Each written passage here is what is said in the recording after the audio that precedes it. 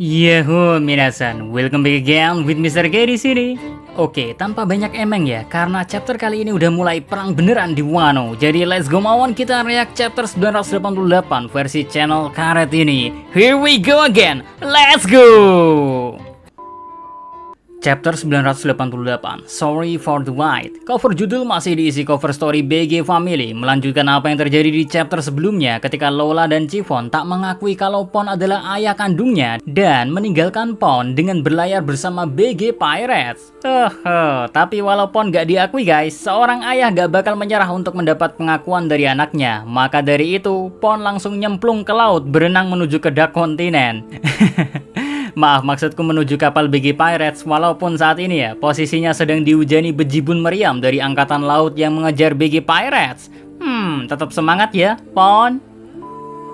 And now, fokus ke cerita kali ini yang dimulai dengan menampilkan semua suku Ming yang join pergi ke Wano sudah berada di atas tengkorak Onigashima. Mereka sudah standby untuk berubah ke mode sulong. Menariknya di sini guys, Kaido juga sudah tahu betul kalau ketika bulan purnama, mereka para suku Ming ya akan berubah ke mode singa bulan yang siap untuk bertempur secara barbar. Tak ada rasa kepanikan sama sekali kalau melihat Kaido yang sudah dalam mode Shenlong ini guys. Malah nih Yonko Monster masih bisa tertawa walau saat ini ada Akazaya dan suku Ming bersatu.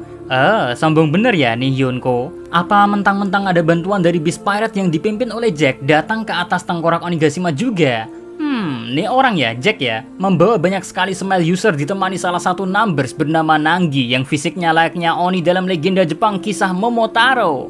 Wow, Oda Sensei emang luar biasa ya, masukin segala cerita rakyat Jepang dalam arc Wano ini. Back to main topic, karena kini Kaido tak sendirian lagi ya guys, ada bantuan dari Jack. Pihak Akazaya dan para Mings tak bisa lagi fokus pada Kaido saja. Mereka mau gak mau harus all out bar juga menghadapi rombongan yang dibawa oleh Jack. Awalnya sih yang ngotot ingin menghadapi Jack adalah Inuarashi, Nekomamushi, dan Raizo yang punya dendam personal terhadap Jack yang telah membawa malapetaka di negeri Zou. Raizo saja bersikeras akan membalas apa yang Jack lakukan di Zou agar hutang budi suku Ming sekarang telah menyelamatkan Raizo bisa terbalas. Tapi hal ini guys gak diperbolehkan oleh para anak buah Nekomamushi dan Inuarashi. Mereka, para suku Ming dari kelompok Musketeer dan Guardians gak mau Inuarashi, Nekomamushi, dan Raizo membuang-buang waktu untuk Jack dan rombongan Beast Pirate yang dibawa oleh Jack. Para Akazaya diminta fokus kepada Kaido saja, dan untuk masalah Jack beserta Smile User dan salah satu numbers serahkan saja pada para Musketeer dan Guardian.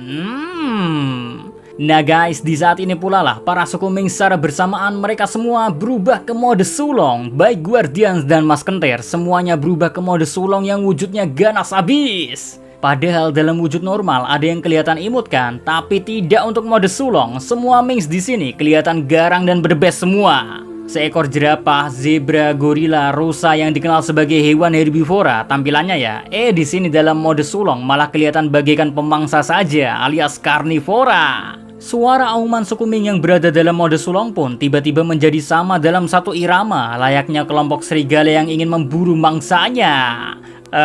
Di sini ya, Kaido beserta Jack dan Beast Pirates gak bergeming sama sekali guys. Mereka malah merasa pede bisa memenangkan pertempuran ini. Bahkan Jack saja memberi nasihat pada semua Beast Pirates kalau mode sulong sangat singkat waktu perubahannya, jadi tak perlu takut atau mundur. Si Jack kayaknya belum tahu ya kalau satu ekor kelinci mode sulong bisa membuat beberapa armada kapal Yonko porak-poranda. Karep mula Jack. And perang di atas puncak Onigashima pun dimulai. Sayang adegan permulaan pertempuran ini gak ditampilkan di chapter ini karena adegan langsung dipindah ke kastil Kaido, di mana King dan Queen masih berada di aula tempat eksekusi Momo akan dilaksanakan. Dua All-Star ini gak ikut dengan Jack karena mungkin sadar situasi di dalam kastil juga berantakan. Bahkan tak berselang lama ya, tiba-tiba Shinobu sudah berada di tiang eksekusi Momo sedang berusaha melepaskan rantai Momo. Tapi sayang, usaha Shinobu sia-sia guys, karena King langsung sadar ada yang berusaha menyelamatkan Momonosuke. Jadi dengan cepat tanggap, tangan King meraih kepala Shinobu dan langsung melemparkan Shinobu keluar aula kastil Kaido. Lemparannya pun sangat keras, membuat Shinobu sampai terhantam bangunan seberang. Tapi syukurlah guys, Shinobu masih baik-baik saja. Sementara itu, karena fokus King teralihkan gara-gara Shinobu, tiba-tiba saja rantai Momo hancur dan Momo kelihatan melayang menjauh dari tempat eksekusi. Nah, King dan Queen sadar ada yang aneh kan? Si Queen sih kelihatan bingung dengan melihat Momo melayang, tapi tidak dengan King yang tanpa basa-basi melihat anak dari Kozuki Oden ini melayang, langsung mencoba ingin menghabisi Momo dengan tendangan kakinya.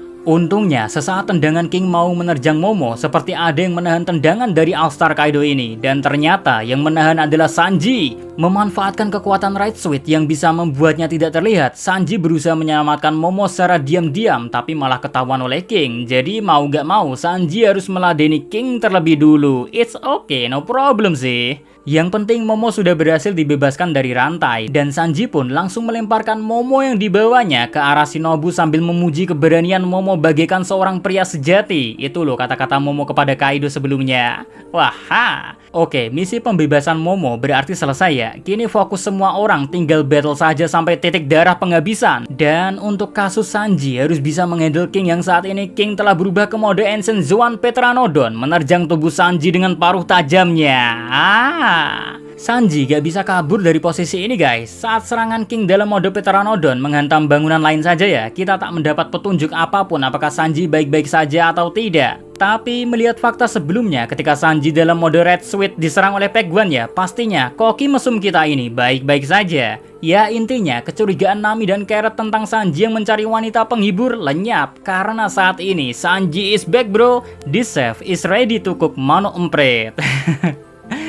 And next, tak jauh dari sini kita melihat Luffy yang khawatir akan keadaan Sanji dan kondisi Momo. Tapi dia Luffy gak punya pilihan lain untuk membantu mereka. Karena saat ini ya ada emak-emak seksi sedang berusaha menghabisi Luffy. Jadi Luffy di sini mencoba menghandle situasi dan kondisi sekarang secara bijak. Luffy ya meminta tolong pada Yamato untuk membantu Shinobu melindungi Momonosuke sementara Luffy akan menghandle Big Mom di sini. Nah guys, Yamato mendengar Luffy meminta tolong seperti itu, jadi bingung sendiri, malah menanyakan alasan apakah boleh membantu Momo. Payah. Cuma kebingungan ini hanya sesaat saja karena Yamato merasa menolong Momo adalah kewajiban orang tua pada anaknya. Jadi ini adalah hal wajar.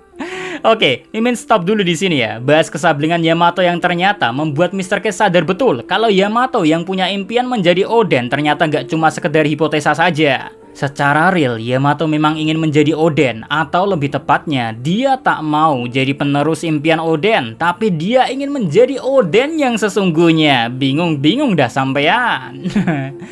Back to topic. Sekarang fokus lagi ke Luffy yang sedang disamperin emak-emak seksi pakai golok Napoleon andalannya ya. Nih emak-emak langsung menyerang Luffy dengan jurus Ikoku yang sebelumnya di Whole Cake Island pernah diperlihatkan. Ya, untungnya serangan ini bisa dihindari Luffy. Cuma tetap saja dampak serangan Ikoku ternyata luar biasa dahsyat, bisa menembus batas Pulau Onigashima hingga ke lautan. Bahkan membuat para samurai aliansi agak gemetaran melihat betapa strongnya kekuatan seorang Yonko.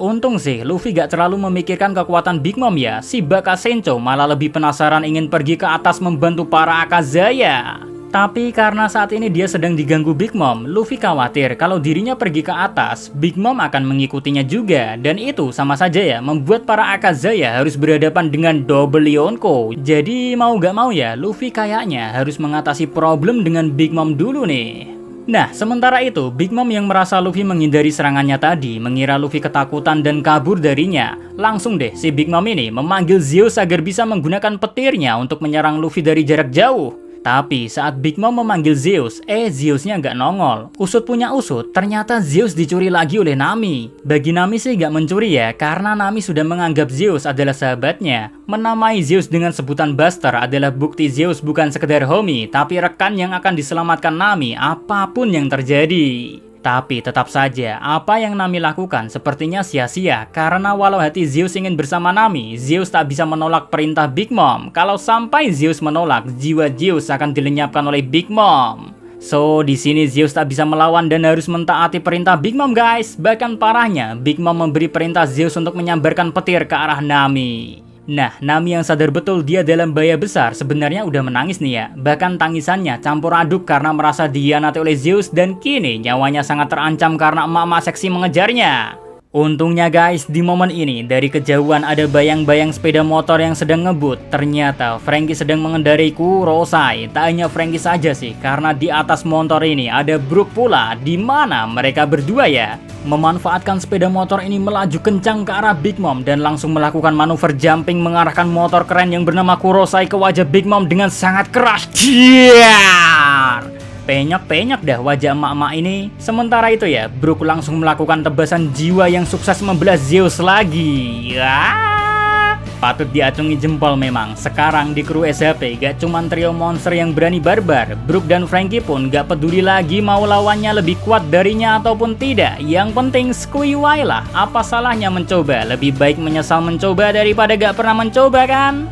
Jadi langkah kedua SHP Crew yang sangat hentai dalam artian yang berbeda ini patut diacungi jempol 10 lah. Terutama Franky yang sangat cool di chapter ini. Nami saja memanggil Franky dengan sebutan Aniki. Chapter kali ini pokoknya the best dah untuk SHP Crew yang udah mulai nunjukin nekat itu perlu. Serta tak lupa chapter kali ini juga menampilkan perubahan Luffy yang makin hari makin menunjukkan sosoknya yang memang pantas jadi Raja Bajak Laut suatu saat nanti. Bagi yang bingung bagian mana Luffy menampilkan apa yang Mr. K maksudkan ya, itu loh saat Luffy memikirkan untuk naik menyusul Akazaya tapi gak jadi karena Luffy khawatir Big Mom bakal menyusulnya. Luffy khawatir itu akan membebani pertempuran di atas tengkorak Onigashima.